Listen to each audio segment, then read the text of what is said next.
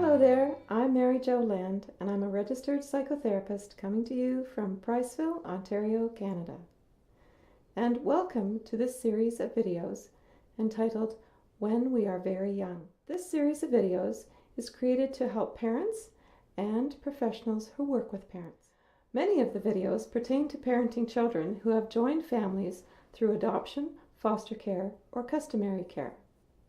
Some of the videos are about typical child development, while others are more specific to children who have experienced loss, trauma, or neglect during their early development. Attachment, trauma, and parenting are the main themes in this series. Today's episode is about conflict resolution.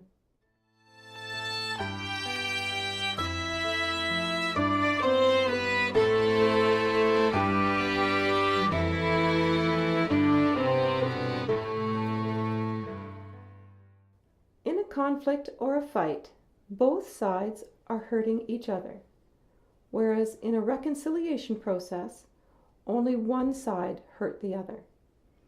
Parents need to help children repair relationships after a conflict. Parents can help guide their children through the steps of conflict resolution rather than try to act as police, judge, and jury. At the end of the process, the conflict is resolved and the relationships are healed. No further punishment or consequences are necessary. Parents need to coach and support throughout the dialogue. Let's use an example of two brothers getting into a fight. Robbie is 14 years old and comes home from school in a foul mood. His basketball coach yelled at him a few times in practice, and he felt humiliated. Jason, age 12, is playing video games, getting frustrated, and yelling at the screen.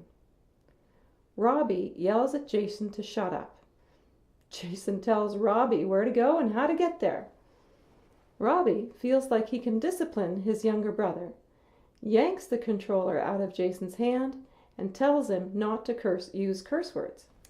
Jason reacts by trying to physically get the controller back. Pushing and shoving follows, and the parent comes in the front door to hear this physical and verbal fight going on.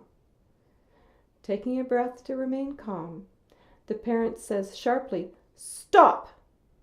Both boys freeze, not expecting the parent at that moment. The parent might say, "Boys, please go and sit down. Robbie, you sit here. Jason, you sit there. Before either of you speak, I want you to sit for a minute and calm down. When you feel calm, you can come and tell me you're ready." The parent sits, too, and waits, watching for signs of calm. Jason, after a few seconds, says, "I'm ready. That jerk just kicked." But then the parent says, "Jason, you are not ready. Please sit quietly and calm yourself." After 2 or 3 minutes, Robbie says he's ready, and Jason says he is too. With 3 people sitting calmly, you can proceed. It might be hard to get to this point in some families. This is a higher order task that is difficult until children have learned to trust their parent and to self-regulate, or at least allow their parent to re-regulate them. You may still be at the stage of focusing on regulation. If you get to this point, you are ready to start the conflict resolution. Here are the steps that can help you move from conflict to repair. First, have one person tell about his experiences, feelings, and what he or she needs. Since Robbie was the one to say first that he was ready, he might be the one to go first. So you might say, "Robbie, can you please tell us, from your point of view, what happened? Just the facts, what you are feeling, and what you need." Robbie might say, "Okay, so Jason," and the parent interrupts, "Robbie, please use your experience. Start with I." Okay, so Robbie says, "Yeah, sorry, Dad." Robbie has done this before. I had a really crap practice. Coach was on me all the time. I came home in a really, really bad mood. Jason was yelling at his stupid video game, and I got really irritated by it. I guess I needed some peace and quiet, and I guess I wanted to take it out on him. Parent might say, "Very good, Robbie. Thank you, Robbie." The next step is step number 2. Now we have the other person repeat what the first person said. Be certain there is understanding without defensiveness. The parent might say, "Okay, now Jason, can you please tell us what was Robbie's experience?" Jason might say, "He just came in here." Jason, I need you to tell us what it was like for Robbie, so I know you understand his side of this.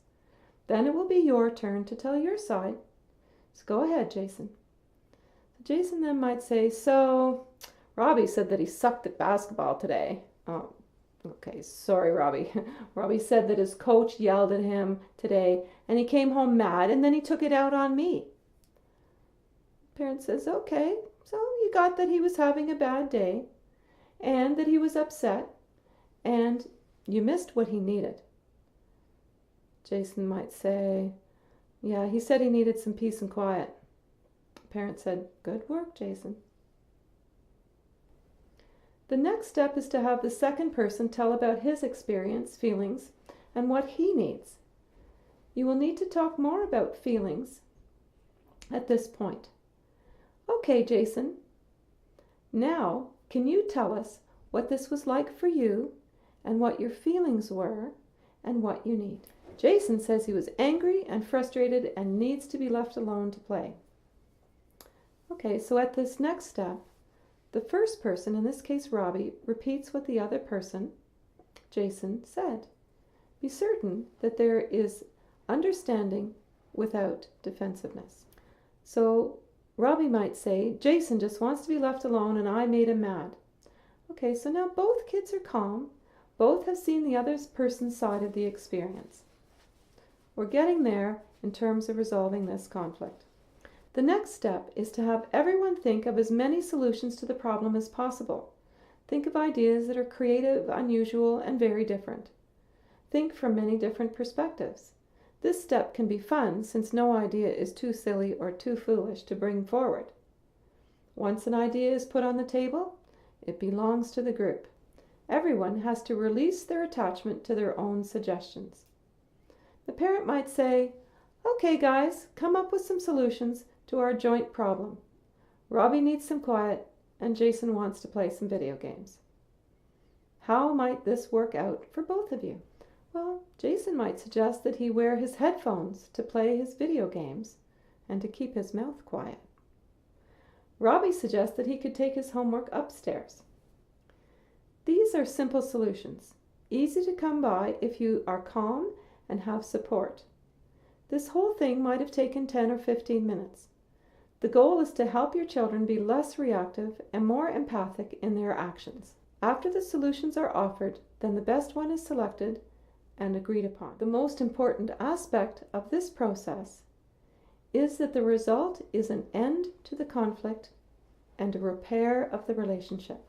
Once the process is completed, the solution must be followed. Children need to be in an emotionally regulated state in order for this process to begin. And it might take a few attempts to get through to the end, as children may require soothing and re-regulating throughout. It helps to have the steps written out and to practice with a made-up scenario. One that's silly and funny would help keep their interest.